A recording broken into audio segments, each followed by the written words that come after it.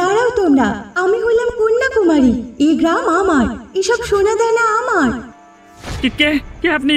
আমাদের খুলে বলুন সবটা। আমরা কি কোনো অন্যায় করেছি? না না, তোমরা কোনো অন্যায় করনি। আমি তো তোমাদের অপেক্ষাতেই ছিলাম। তোমরাই পারো আমাকে এই অভিশাপ থেকে মুক্ত করতে। কিভাবে আমরা আপনাকে এই অভিশাপ থেকে মুক্ত করব? আপনাকে কেন এই অভিশাপ দেওয়া হয়েছিল? আমি আমার গ্রামের সব গরিব মানুষদের সাথে অন্যায় করেছিলাম, তাই তারা সবাই মিলে আমাকে অভিশাপ দিয়েছিল। এই অভিশাপ থেকে আমি আজও মুক্ত হতে পারছি না। তোমরা কি আমাকে এই অভিশাপ থেকে মুক্তি পেতে সাহায্য করবে? জি জি, অবশ্যই করব। আপনি বলুন আমাদের কি করতে হবে। তবে তোমরা এইসব সোনা দানা তোমাদের গ্রামের গরিব মানুষদের বিলিয়ে দেবে। একই সাথে বাকি সোনা দানা তোমাদের গ্রামের উন্নতিতে ব্যবহার করবে। তবেই আমি এই অভিশাপ থেকে মুক্ত হতে পারবো।